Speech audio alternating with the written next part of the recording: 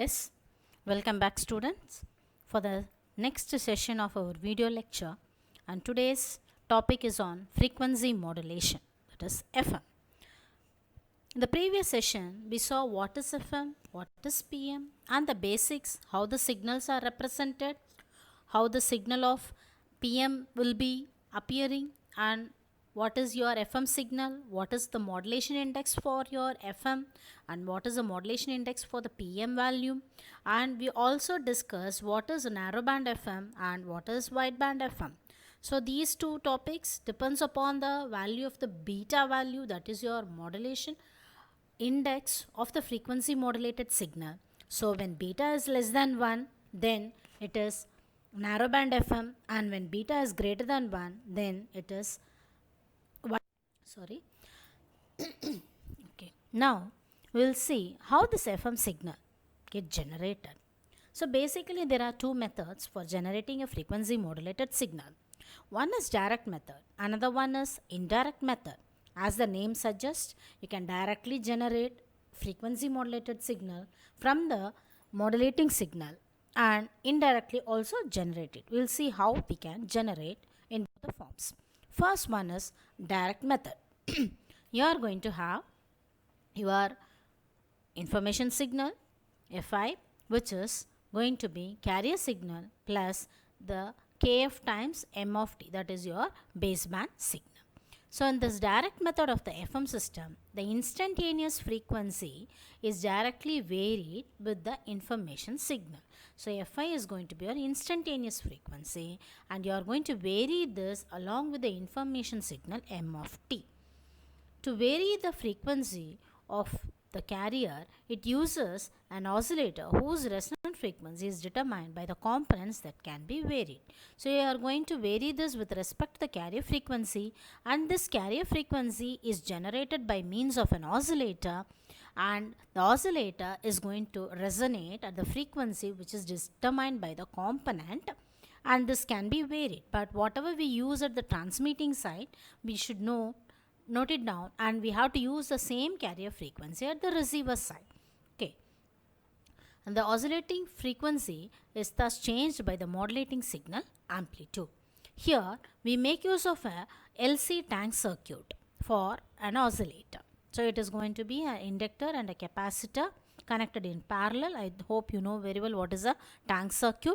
So this tank circuit is going to produce an oscillating frequency, and that is taken as a carrier frequency, and that carrier frequency is added with the modulation index function along with the baseband signal, so that you are going to vary each and every instantaneous component of the information signal, resulting in a frequency modulated signal.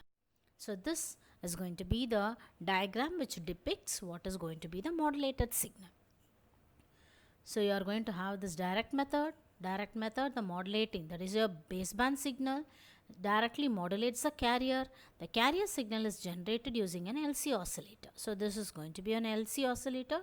You can have one inductor and capacitor in parallel, so that the frequency of this is going to be 2 pi fc, which is equal to 1 by root of LC, or Fc is equal to 1 by 2 pi root LC.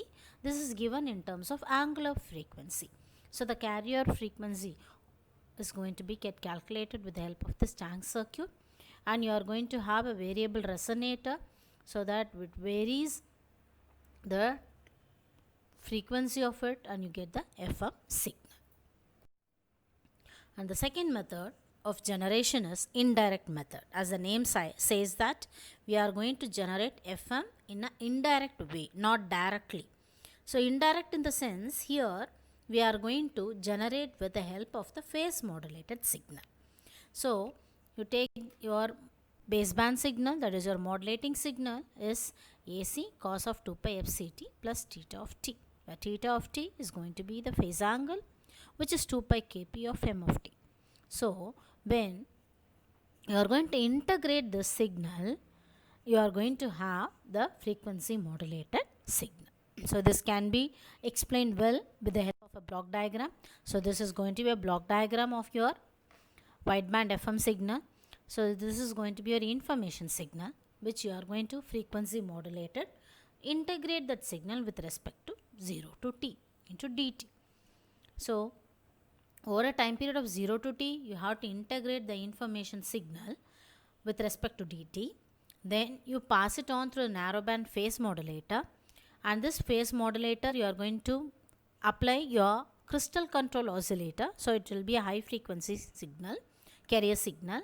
You are going to multiply these two signals, and the frequency multiplier will give you the phase modulated signal at the output. So this is the indirect way of generating. You are going to make use of the phase modulator in between and integrate the signal, then only you can get an FM signal. Whereas in direct, you can instantaneously, for each and every frequency of the amplitude, information signal amplitude, you can vary the carrier frequency and get it directly. So as I said, PM is going to be used for producing your FM.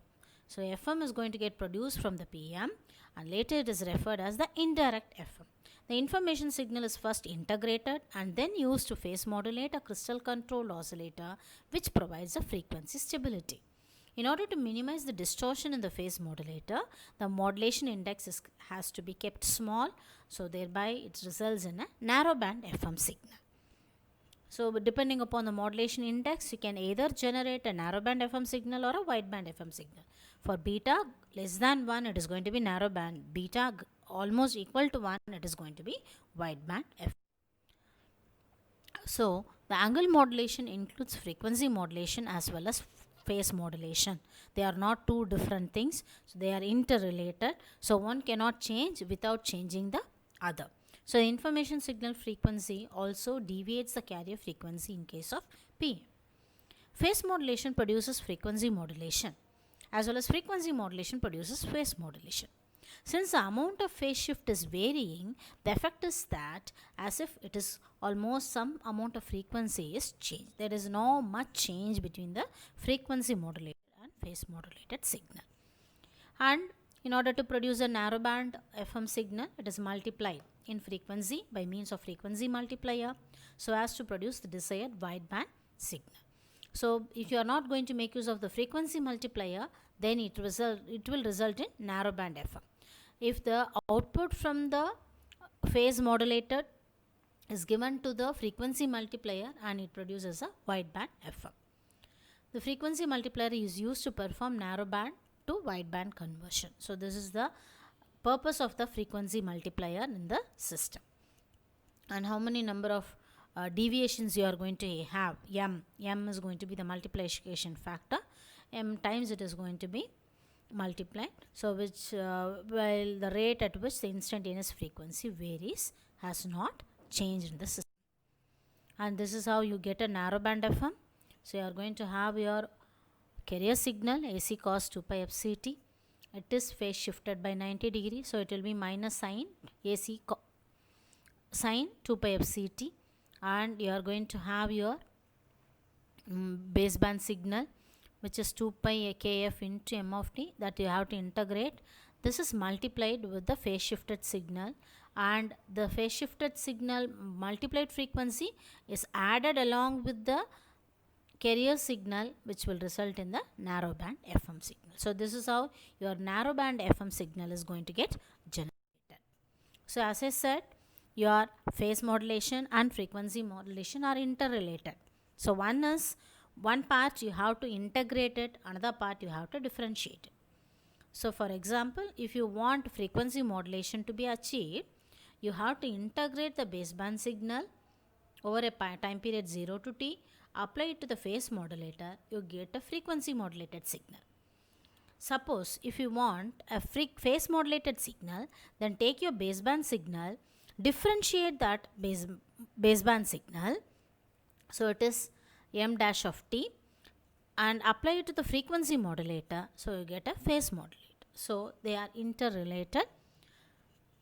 This is how you generate a FM from PM or PM from FM. Okay, thank you. The next topic is you are going to discuss on frequency demodulation. So now we have seen what is frequency modulation, how you are going to generate a frequency modulated signal, and we have also seen how you generate a narrowband FM as well as wideband FM, It all depends upon the frequency multiplication factor and your beta value, how much you set. If beta is very, very less, you can generate a narrowband FM. And also we saw how you can generate PM from FM as well as FM from PMC. Okay. Next topic is you are going to discuss on frequency demodulation. How you retrieve the original signal after transmission and after processing through the channel. Thank you.